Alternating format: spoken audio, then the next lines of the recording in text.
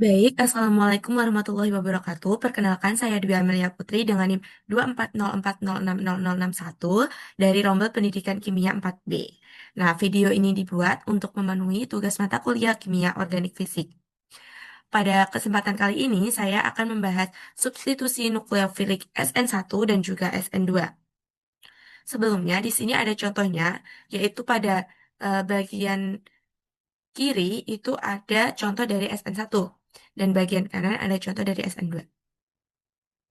Kita langsung saja bahas soalnya. Yang pertama, jelaskan perbedaan reaksi substitusi nukleofil SN1 dan juga SN2. Ada jumlah tahap reaksinya. Untuk SN1 sendiri itu berlangsung pada dua tahap. Tahap pertama adalah pelepasan living group. Kalau di contohnya ini living groupnya itu adalah halogen ya teman-teman. Yaitu di sini ada bromida. Dari substratnya, substratnya itu C yang mengikat ini tadi, sehingga terbentuk karbokation. Nah, kalau SN1 itu akan terbentuk karbokation.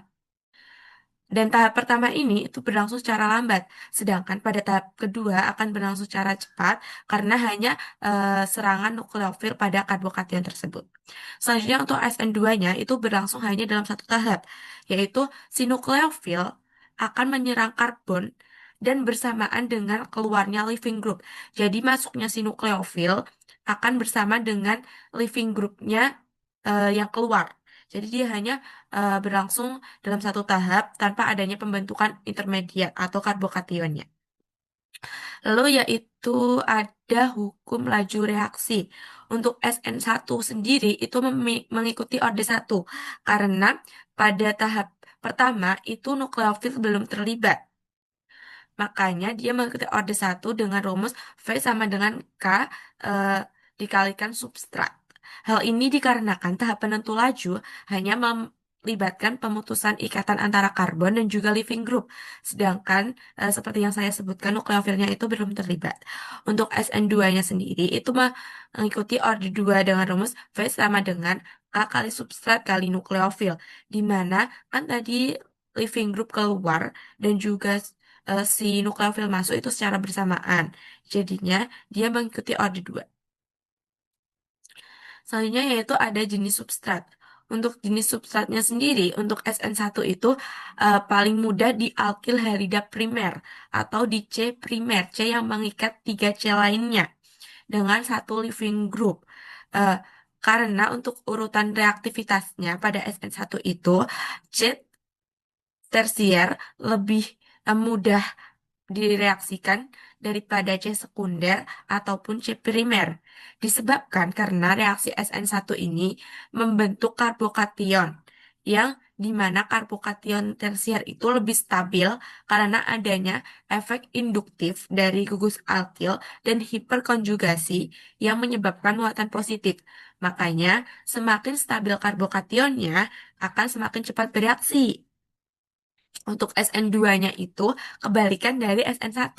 Dia lebih mudah bereaksi pada metil dan alkil halida primer atau C primer yang mengikat satu C lainnya. Dikarenakan metil atau alkil halida primer ini eh, eh, dia kan tidak ada penghalangnya, sedangkan SN2 itu terjadi hanya dalam satu tahap, di mana nukleofil akan menyerang dari belakang atau backside attack. Makanya kalau dia primer kan dia tidak ada penghalangnya, jadi dia lebih mudah untuk diserang nukleofilnya dari belakang. Selanjutnya ada kekuatan nukleofil. Nah, SN1 itu tidak terlalu bergantung pada nukleofil. Kenapa? Karena pada tahap yang pertama kan SN1 itu akan membentuk karbokation. Dia akan lepas satu persatu. Makanya dia itu tidak terlalu bergantung pada nukleofilnya itu kuat ataupun tidak. Karena ini tadi SN1 bergantung pada kemudahan membentuk karbokation, bukan nukleofil. Selanjutnya untuk SN2 itu sangatlah bergantung pada kekuatan nukleofil. Karena dia akan menyerang dari belakang. Maka nukleofil itu harus cukup keras, eh, cukup kuat untuk mendorong si living group ini untuk keluar secara bersama saat dia masuk. Seperti itu. Selanjutnya ada jenis pelarut yang mendukung. Untuk SN1, pelarutnya yaitu polar protik. Contohnya itu ada air, alkohol. Karena pelarut ini itu dapat menstabilkan ion, di mana menstabilkan si karbokationnya maupun si leaving groupnya melalui ikatan hidrogen. Sedangkan SN2 dia itu menggunakan pelarut polar apriotik. Contohnya ada aseton atau DMSO. Pelarut ini tidak mengikat nukleofil dengan kuat sehingga nukleofilnya itu tetap reaktif. Jadi dia tuh tidak gimana ya? Dia tuh tidak menetapkan si nukleofil ini eh, jadi serangannya si nukleofil tuh tetap kuat gitu. Terus kemungkinan terbentuknya karbokation. Seperti yang aku sebutkan tadi bahwa SN2 itu kan hanya berlangsung satu tahap. Dia tidak membentuk intermediat atau karbokation. Jadi yang membentuk karbokation sebagai reaksi antara itu si SN1, sedangkan SN2 itu tidak. Untuk stereokimianya, produk yang dihasilkan untuk SN1 itu menghasilkan rasemasi, rasemisasi, sorry, rasemisasi atau rasemik, di mana ada dua enantiomer. Nah, ini juga ada syaratnya teman-teman. Dia akan mengalami eh, rasemik itu saat dia membentuk cekiral. Dan karbokationnya itu kan membentuk planar. Kalau dia cekiral, dia itu kan mengikat jenis alkyl yang berbeda-beda. Seperti itu. Jadi, dia dapat menyerang dua sisi. Makanya dia bisa menghasilkan rasemik dengan bentuk R dan S. Untuk SN2-nya itu, dia akan menghasilkan inversi konfigurasi atau mengikuti inversi Walden, di mana nukleofil kan menyerang dari sisi belakang, yaitu backside attack, secara langsung dalam satu tahap. Sehingga dia itu kayak umbrella flip. Dia berbalik gitu. Kayak cerminnya. Oke, selanjutnya kita memasuki soal nomor 2 yaitu analisis hasil reaksi dan mekanisme SN1. Oke, di sini kita sudah memasuki cara pembuatan produk. Nah, yang pertama itu ada si 2 bromo 2 metil propana yang kita reaksikan dengan air. Nah, air di sini itu merupakan pelarut protik atau nama lain dari 2 bromo 2 metil propana itu tersier butil bromida. Nah, ini karena dia kan tersier ya, C tersier, dia mengikat 3 C lainnya, maka dia membentuk karbokation yang stabil dengan bromida itu lepas terlebih dahulu membentuk ion bromida. Itu tahap yang pertama, yaitu pembentukan karbokation dan reaksinya berlangsung secara lambat. Untuk yang tahap kedua, itu ada tahap serangan nukleofil. Nukleofilnya itu tadi si H2O. Nah, si tadi ini, si karbokation diserang sama H2O. Jadi, bromida itu lepas dulu, si, si nukleofil baru masuk. Makanya di tahap kedua ini dia berlangsung secara cepat karena tidak ada halangan ya. Nah, di sini terbentuk si produk antaranya dengan ion bromida. Selanjutnya tahap yang ketiga itu ada di tahap deprotonasi di mana dia akan kehilangan H+.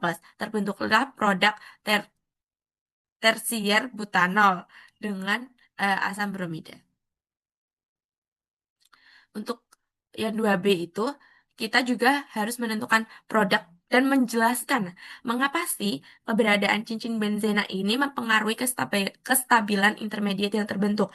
Padahal tadi kita hanya membahas C tersier, T, C sekunder, atau C primer. Nah, di sini ada tahap yang pertama seperti yang sebelumnya yaitu pembentukan karbokation terlebih dahulu. Jadi produk em, jadi ini adalah yang kita ubah adalah si benzil kloridanya yang kita reaksikan dengan si metanol. Di sini benzil kloridanya, si klorida akan lepas terlebih dahulu membentuk karbokation benzilik dan juga ion klorida. Selanjutnya akan ada serangan nukleofil dari metanol, membentuklah produk antaranya ini tadi. Dan yang ketiga ada tahap deprotonasi, yaitu kehilangan proton atau kehilangan H+. Makanya si metanol ini akan kehilangan satu H kan tadi membentuk CH4OH+. Nah, dia akan terdeprotonasi, terbentuklah si metoksi OCH3. Makanya produknya itu benzil metil ether karena ini ada gugus ethernya dan juga asam klorida. Nah, kan tadi disuruh penjelasan ya, kenapa sih eh, cincin benzena mempengaruhi kestabilan intermediat? Karena keberadaan cincin benzena ini dapat menstabilkan karbokation melalui resonansi. Benzen itu kan bisa beresonansi, makanya dia bisa menstabilkan. Muatan positif pada karbon tidak hanya berada di satu atom saja, tetapi dapat menyebar ke dalam sistem pi. Sistem pi itu ini yang rangkap dua pada cincin benzenanya. Akibatnya si karbokation jauh lebih stabil. Saat intermediat stabil, maka pembentukan karbokation akan jauh lebih mudah. Untuk 2C, ini kita harus mengurutkan senyawa mana sih yang paling mudah dan paling susah untuk mengalami reaksi SN1. Eh, jadi di sini ada tersier butil klorida, bensil klorida, 2 kloropropana, dan juga 1 kloropropana. Nah, seperti yang aku sebutkan pertama tadi, awal-awal banget, kalau mm, si SN1 itu dia lebih reaktif pada C tersier atau alkil halida tersier daripada si alkil halida primer. Kenapa? Karena dia lebih mudah atau karbokation yang terbentuk itu lebih stabil kalau pada C tersier. Nah, jadi di sini untuk tingkat kereaktivitas kereaktivitas lebih reaktif yang mana? Itu yang pertama ada si bensil klorida dulu, lalu tersier butil klorida, lalu ada 2 kloropropana dan juga 1 kloropropana. Kenapa sih? Karena bensil klorida itu, si gugus bensil ini tadi, dia kan bisa mengalami resonansi. Makanya dia dapat menstabilkan karbokationnya.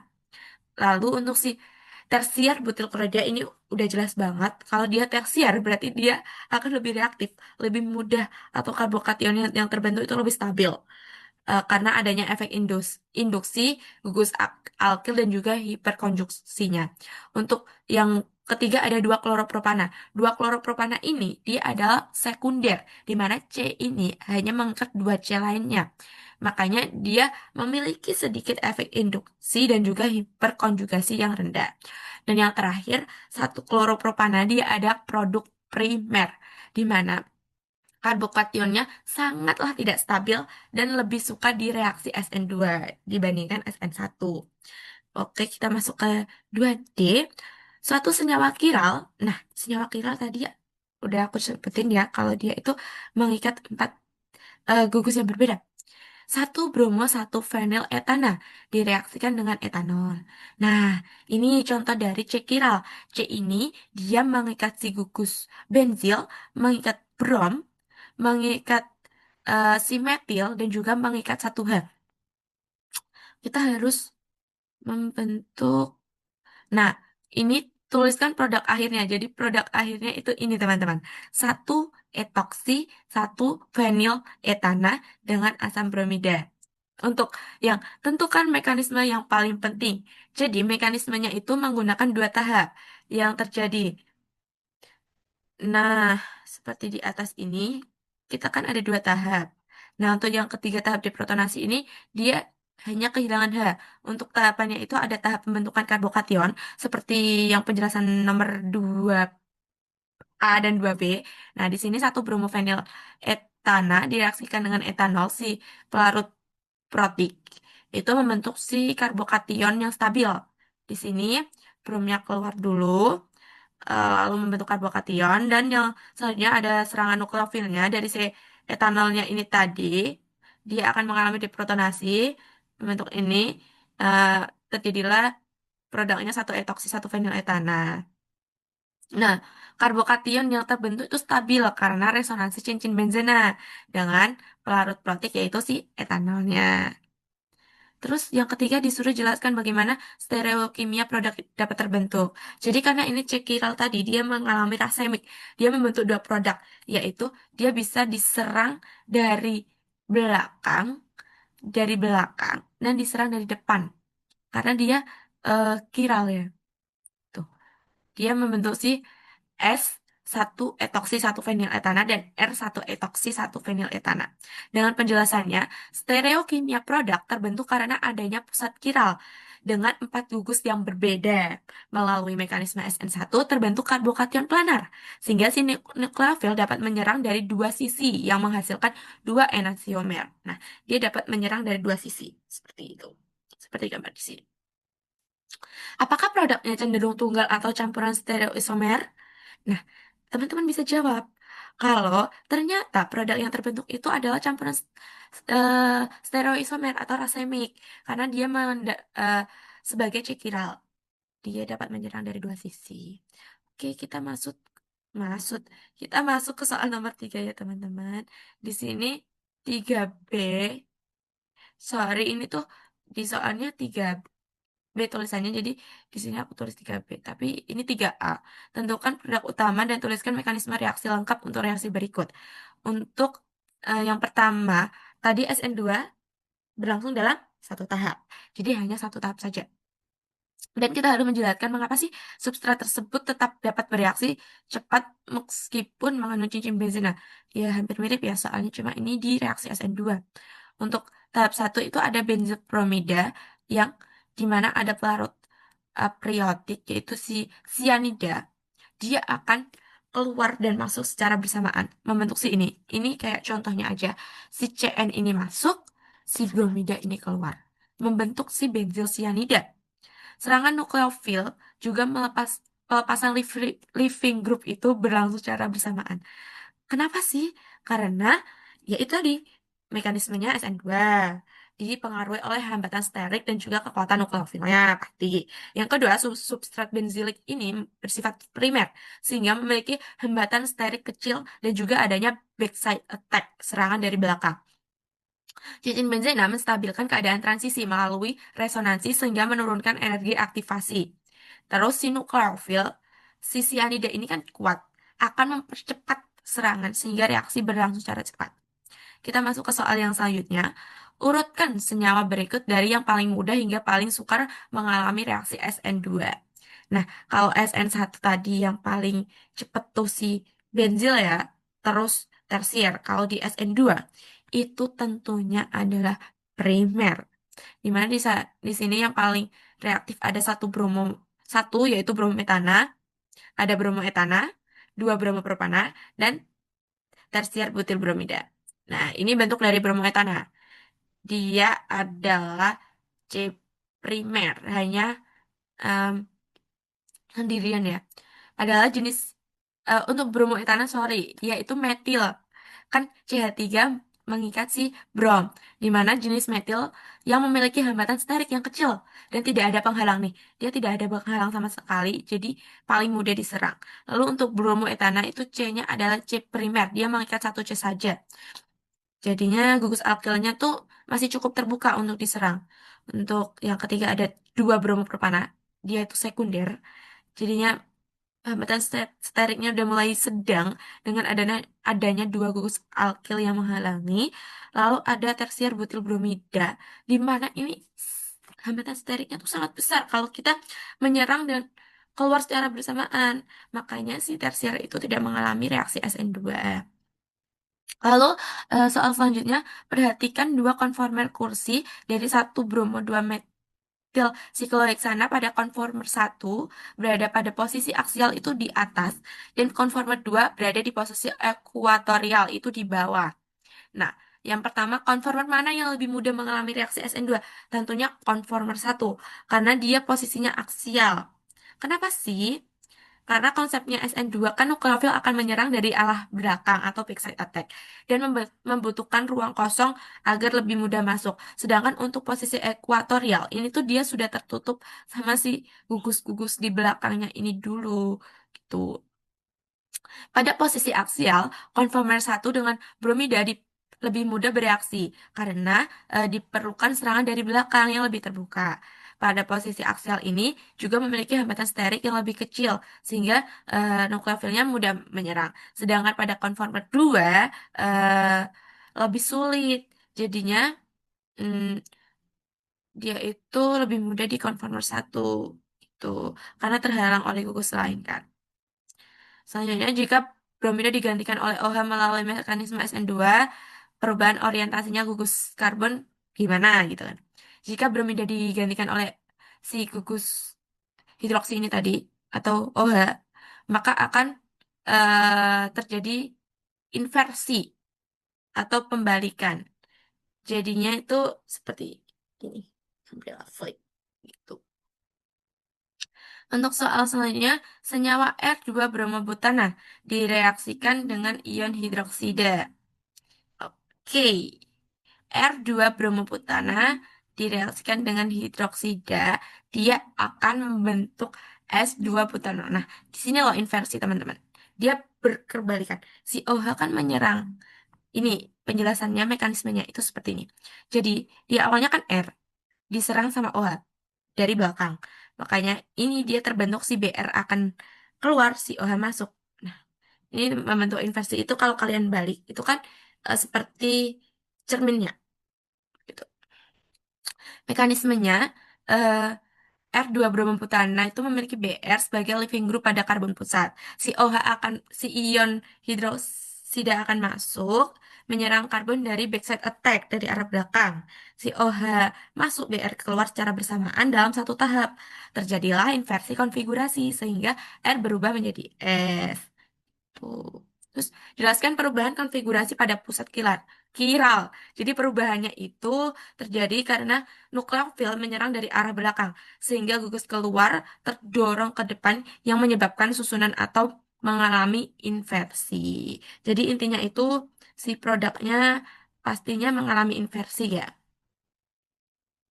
Jadi kesimpulannya itu dari pembahasan ini bahwa reaksi SN1 itu dia mengalami dua tahap yang mana membentuk karbokation dan dia akan mengalami rasemik. Sedangkan SN2 itu hanya satu tahap, tidak adanya karbokation dan adanya inversi atau umbrella flip, hasil yang berkebalikan.